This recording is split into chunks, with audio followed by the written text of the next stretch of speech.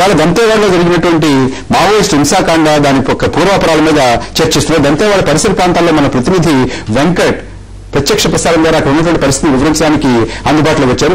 వెంకట్, మీరు చేరుకున్న తర్వాత మీకు అందినటువంటి సమాచారం ఏంటి, అక్కడ ఉన్నటువంటి పరిస్థితి? ధన్యవాదాలు పరకల ప్రస్తుతానికి ఛత్తీస్గఢ్ పరిసర ప్రాంతంలో ఉన్నాను, దంతేవాడ జిల్లాలో ఉన్నాను. ఈ ప్రాంతం నుంచి నేను అప్డేట్ చేస్తున్నాను. ఇక్కడ పరిస్థితి మరీ భయంకరంగా తయారైంది. పోలీసులు కనుచూపులు కూడా కనిపించే పరిస్థితి లేదు ఈ ప్రాంతంలో. కేవలం ఆంధ్రప్రదేశ్, ఛత్తీస్గఢ్ ఆ తదితర ప్రాంతాల ఆ సరిహద్దులో మాత్రమే పోలీసు బలగాలు భారీగా మోహరించున్నారు. ఆ తర్వాత పోలీసు బలగాలు పెద్దగా మోహరించలేదు.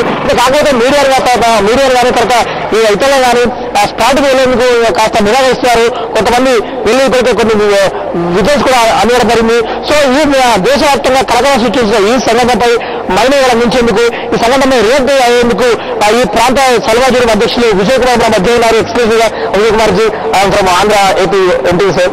చూడండి ఈ రోజు ఇన్సిడెంట్ పిల్లలు ఎలా రియాక్ట్ అవుతారు? आज जो घटना हुआ है उसके लिए हम खेद व्यक्त करते हैं और जो लोगों का शहीद हुए हैं उनके परिवार और उनके सभी बच्चों लोगों के प्रति हमें सहानुभूति होती है. भगवान से यही कृपा करते हैं कि ये जो शहादत हुआ है उनका जो बलिदान दिया गया उसका ऐसा मतलब परिणाम बहुत अच्छा रहेगा.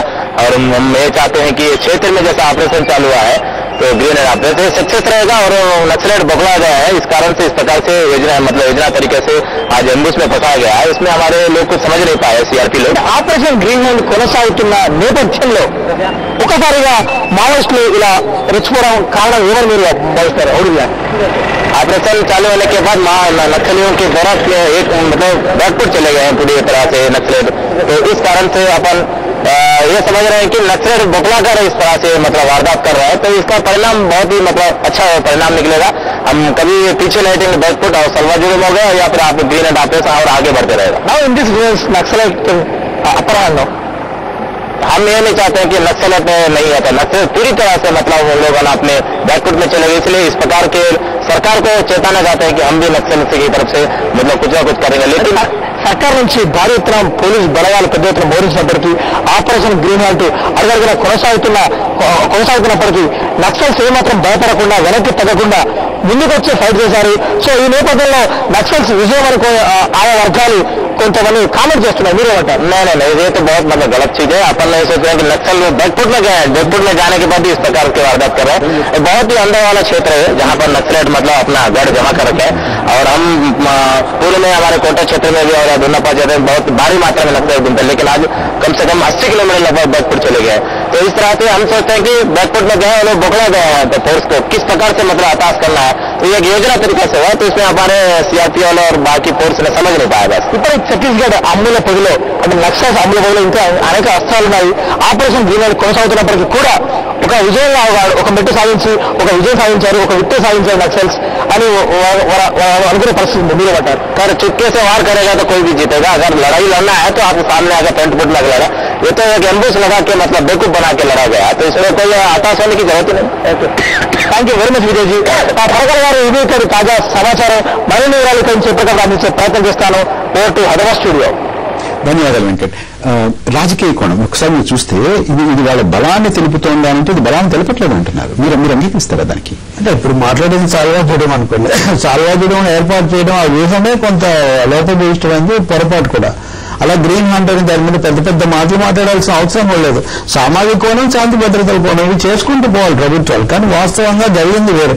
ఇప్పుడు ఈ ఘటన చూస్తే నేను ఇందాక చెప్పాను, భీతావహం సృష్టించడానికి ఇలాంటి పనులు చేసే అవకాశం కూడా చాలా ఉంటుంది. ఇలా జరిగిన ప్రతిసారి వాళ్ళు చాలా మహాశక్తిగా ఉన్నారనుకుంటే అది కూడా చాలా పొరపాటు. ఇప్పుడు ఆయుధ బలాన్ని బట్టి ఒక ఉద్యమం యొక్క శక్తిని మనం అంచనా వేయగలుగుతామా? ఇప్పుడు మనం ఇక్కడ ఎండినీలోనో లేకపోతే గోకుల్ చాట్లోనో చూసిన ఎవరు పెట్టారో తెలియదు. దానివల్ల చాలా భయంకరమైన వినాశనం కలిగింది.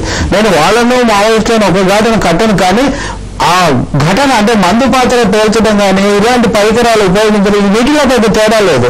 కాబట్టి సమకూర్చుకోగలరు. అది ఎలా సమకూర్చగలిగారు? వాళ్ళ వెనక ఎలాంటి శక్తులు ఉన్నాయి, ఎలాంటి భయానకమైనటువంటి కూటమిగా ఇది తయారవుతుంది అంటే ఉన్నంతలో ఒక వ్యక్తిగత దుస్సాహసం, వ్యక్తిగత హత్యాకాండ అన్న ఒక సైద్ధాంతిక కోణం నుంచి బయలుదేరిన నక్సలిజం లేదా ప్రస్తుత మావోయిజం ఏ స్థాయికి పోయింది అంటే ఒక విధమైన మారణ శక్తిలాగా మారడం అనేది ప్రజాస్వామ్య సమాజానికి కానీ విప్లవ ప్రజాోద్యమానికి కానీ ఏమాత్రం శ్రేయస్కరం కాదనే విషయం మనకి ఇక్కడ తెలుస్తుంది. దీంట్లో ప్రభుత్వం కూడా జాగ్రత్తగా అడుగులు వేయాలి. ఇప్పుడు విజయం అనే మాట విజయం కాదు, విధ్వంసం నుంచి ఒక వినాశకరమైన హత్యాకాండ నుంచి ఎవరికి విజయాలు లభించవు. ఈవెన్ జరిగిన దానికి గిరిజనులు విపరీతంగా మూల్యం చెల్లించాల్సి వస్తుంది. మొత్తం ఆ ప్రాంతం అంతా అల్లకల్లోలం అవుతుంది. ఒక చోట కాకుండా ఇతర చోట్ల కూడా జరుగుతుంది. అందువల్ల ఇప్పటికైనా కానీ మావోయిస్టులు మేము 100 మందిని చంపేసి మొన్న కూడా 11 మందిని చంపేశారు. అంతకుముందు ఇవన్నీ కూడా విజయాల కింద లెక్కేసుకుంటూ పోతే ఇలాంటి విజయాలు టెర్రరిస్టులు చాలా సాధించినట్టు లెక్క. తాజ్ హోటల్ మీద దాడి చేయడం అనేది చాలా ఘన విజయం కింద లెక్క. అందువల్ల ఈ హత్యాకాండ మారణకాండ అనేది ఎప్పుడు కూడా దాంతో సమాజం మారేది లేదు, సాధించేది. వాళ్ళు మారాలి, ఈ పద్ధతి మంచిది కాదనే దానికి వాళ్ళు రావాలి. ప్రభుత్వాలు కూడా తమ వ్యూహాలను ఒక సరైన పద్ధతిలో నేను చెప్పినట్టుగా సామాజిక సంక్షేమం, శాంతి భద్రతల పరిరక్షణ రెండింటినీ సమతూకంలో తీసుకుపోవాలి. సీతారాం గారు పదే హోంమంత్రి చిదంబరం గారు కొన్ని ప్రాంతాలు మా అధీనంలో లేవు, ప్రభుత్వాల స్వాధీనంలో లేవు, మావోయిస్టుల స్వాధీనంలో ఉన్నాయి, వాటిని తిరిగి స్వాధీనపరచుకోవడానికి చేస్తున్నటువంటి ప్రయత్నంగా చెప్తూ వచ్చారు. అంటే అంత ఆలోచించి చెప్పినటువంటి అంత వ్యూహం ఉన్నటువంటి దానికి ఫలితం ఇదా అంటే అసలు చెప్పడమే పొరపాటు. యాక్చువల్ గా ప్రభుత్వంలో ఉన్నటువంటి వారు మొదటి ఈ విషయాలన్నీ చెప్పాల్సినటువంటి అవసరం లేదు. ముఖ్యంగా ప్రభుత్వంలో ఉన్నటువంటి వారు మాకు సంబంధించిన వరకు కొన్ని మా యొక్క ఆధీనంలో లేవని చెప్పడం వల్ల బలహీనత ఒప్పుకుంటున్నట్టయితుంది. ఇంకొకటి ఏమిటంటే చిదంబరం గారు ఈ గ్రీన్ హంట్ అనండి లేకపోతే ఇంకేదన్నా దీనివల్ల ఒక పెద్ద హైప్ క్రియేట్ చేయడం జరిగింది.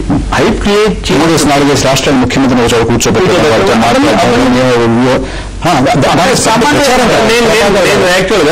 అదే 4-5 రాష్ట్రాలు అయినప్పుడు తప్పదు కదా. వరకు సమన్వయం దానికి సంబంధించిన వరకు కోఆర్డినేషన్ చేస్తున్నాం. దానివల్ల పెద్ద ఇంకొకటి ఇంపార్టెంట్ పాయింట్ ఏంటంటే ఇంతకుముందు ఎప్పుడైనా స్టేట్ సబ్జెక్ట్ అనేవాళ్ళు పోలీసు. ఆ మాట ఎందుకన్నానంటే అది తప్పుకోవట్లా.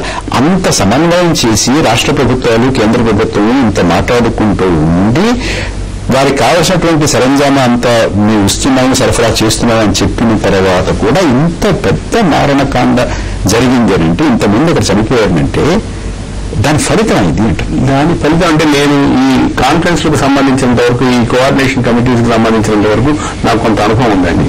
దాంట్లో అక్కడ ఏదో హాయి కూర్చొని కొన్ని కబుర్లు చెప్పుకోవటం కానీ అసలు జరగాల్సిన తతంగం అంతా వేరే జరుగుతుంది.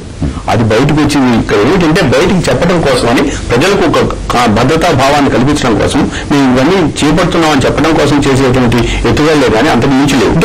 ఇప్పుడు అమలవుతున్నటువంటి నక్సల్ వ్యతిరేక, మావోయిస్టు వ్యతిరేక అది పోలీసు వ్యూహం కానీ వారినట్టుగా శాంతి సంక్షేమం ఆ వ్యూహం కానీ ఈ 2 వ్యూహాలు సఫలీకృతం కావటం లేదు. యాక్చువల్ గా మొన్నటి దాకా శాంతి భద్రతల సమస్యగా అందరూ భావించారు, అటు కేంద్ర ప్రభుత్వం కానీ రాష్ట్ర ప్రభుత్వం కానీ. ఇవాళ నిన్న సామాజిక పరంగా ఆలోచిస్తున్నారు. ఇది పోలీసు స్టేట్ సబ్జెక్ట్ అయినప్పటికీ మేము ఇంటర్వ్యూన్ అయ్యి చర్చలకు సుముఖంగా ఉన్నామని రాష్ట్రపతి చేతులే అనిపించారు.